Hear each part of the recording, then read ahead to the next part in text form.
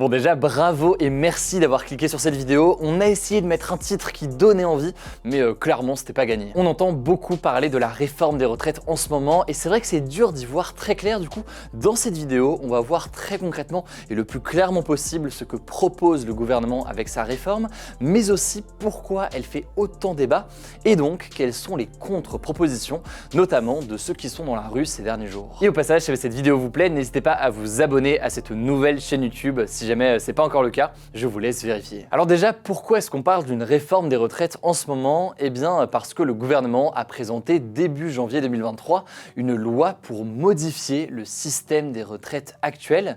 Cette réforme des retraites, c'est une promesse de longue date d'Emmanuel Macron. Il avait déjà voulu réformer ce système de retraite lors de son premier mandat, plus précisément en 2019.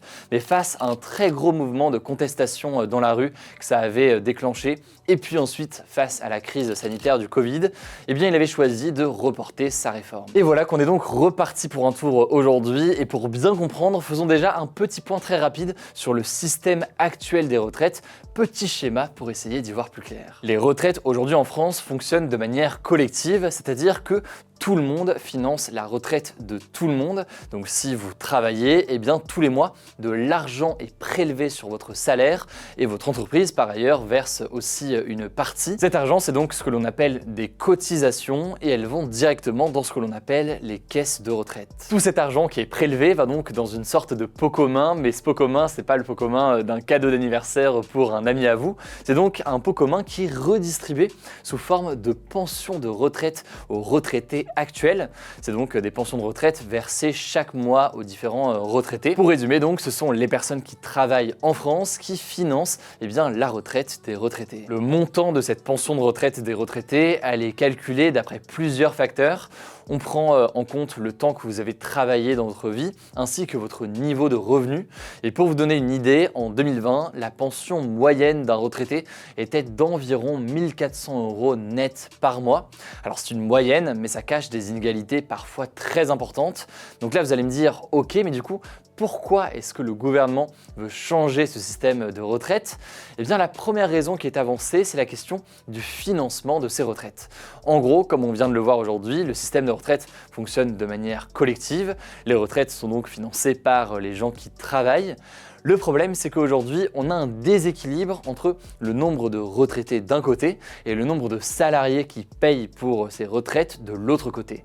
Ce déséquilibre, il se creuse de plus en plus, notamment en raison du vieillissement de la population. On va donc se retrouver avec moins de gens qui travaillent et plus de gens à la retraite. Autrement dit donc, pas assez de gens qui financent et plus de personnes qui ont besoin de ces retraites. Deuxième argument avancé par le gouvernement pour cette réforme des retraites, Emmanuel Macron veut rendre le système des retraites plus simple et plus lisible. En fait, aujourd'hui, il existe pas moins de 42 régimes de retraite différents. Alors, je ne vais pas rentrer dans les détails des 42 régimes différents, mais il faut savoir que parmi ces 42 régimes, il y a ce que l'on appelle 11 régimes spéciaux qui concernent par exemple les avocats, les employés de la SNCF, de la RATP ou encore les fonctionnaires, donc les personnes qui travaillent pour l'État. Et ces régimes spéciaux, en gros, ils permettent à certains métiers et certaines professions de partir bien plus tôt à la retraite ou alors d'avoir un calcul différent de leur pension de retraite. Et c'est un mode de fonctionnement qui fait débat depuis pas mal d'années car certains régimes du coup sont jugés par le gouvernement plus avantageux que d'autres, ce qui crée donc selon le gouvernement certaines inégalités. Alors du coup vous allez me dire, que contient cette réforme des retraites portée par le gouvernement? Eh bien premier changement, c'est donc l'âge de départ à la retraite lui-même. Aujourd'hui il faut savoir que l'âge de la retraite c'est officiellement 62 ans et le gouvernement veut le relever à 64 ans d'ici 2030 en l'allongeant en fait progressivement un petit peu chaque année. Alors petite précision tout de même, je dis officiellement c'est 62 ans car 62 ans en fait aujourd'hui c'est l'âge légal. Mais l'âge légal, ça ne veut pas forcément dire que vous toucherez la pension de retraite maximum qui vous est due si vous partez à 62 ans. En réalité, en fait, une fois cet âge légal atteint, il faut surtout avoir travaillé une durée minimum obligatoire et donc avoir versé des cotisations pendant une certaine durée pour avoir droit au montant maximum de votre retraite. Mais par exemple, si vous avez été au chômage pendant un certain temps ou alors que vous avez commencé à travailler tardivement dans votre vie, eh bien c'est possible que vous soyez obligé de travailler au-delà de l'âge légal de départ à la retraite. Bref, pour résumer, et j'en suis conscient, c'est un petit peu technique, mais quand le gouvernement français propose de passer de 62 ans à 64 ans, ça veut dire qu'il veut en fait allonger l'âge légal de travail minimum pour partir avec une pension de retraite maximum. Alors maintenant, quel est l'objectif du gouvernement en passant de 62 ans à 64 ans? L'objectif principal, c'est une question donc de financement de ces retraites. Je vous la fais courte, le gouvernement espère qu'en reculant comme ça l'âge légal de départ à la retraite, eh bien les personnes travaillent plus longtemps, donc il y ait davantage de personnes qui travaillent et donc davantage de personnes qui cotisent, tandis que de l'autre côté, eh bien les gens partent à la retraite plus tard, puisque l'âge légal est plus tard, donc il y a moins de personnes à la retraite et donc il y a moins de retraites aussi à payer chaque année. Deuxième changement assez évident concernant cette réforme des retraites, c'est donc sur la question des régimes spéciaux dont je vous parlais à l'instant. Le gouvernement veut donc supprimer ces régimes spéciaux. Les métiers concernés par ces suppressions seront donc affiliés au régime classique avec l'augmentation de l'âge légal de départ. Alors à noter tout de même que certains régimes vont continuer à exister dans le cas où cette réforme passe. C'est le cas notamment du régime des avocats, des marins ou encore des employés de l'Opéra de Paris et de la Comédie Française par exemple. Alors avant de voir ce qui fait débat et les contre-propositions, le dernier changement qui est porté par le gouvernement, il concerne le montant même de ces pensions de retraite, donc de ces sommes d'argent qui sont versées chaque mois aux retraités. Comme je le disais, ce montant des pensions de retraite, il est calculé en fait par rapport à votre temps de travail et par rapport à vos revenus.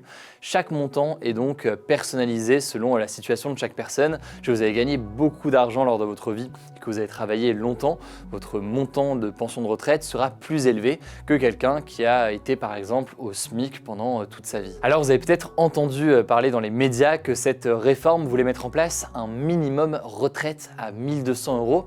En réalité, en fait, ce minimum retraite, c'est un montant brut, donc avant divers prélèvements et impôts qui sont retirés obligatoirement. En réalité, cette pension minimum qui est donc proposée par le gouvernement, elle est plutôt aux alentours des 1 000 € par mois. Et à noter au passage là-dessus que le gouvernement souhaite que cette pension minimale soit appliquée, y compris pour les retraités actuels. Allez, il reste quelques minutes, ne craquez pas maintenant, ce serait dommage. On va voir maintenant ensemble pourquoi ce projet est critiqué et donc pourquoi est-ce que autant de grèves et de manifestations se déroulent en France ces derniers jours, histoire donc que vous puissiez vous faire un avis sur cette réforme ainsi que sur ses contre-propositions. Alors évidemment, première chose qui motive certains grévistes, c'est la fin des régimes spéciaux.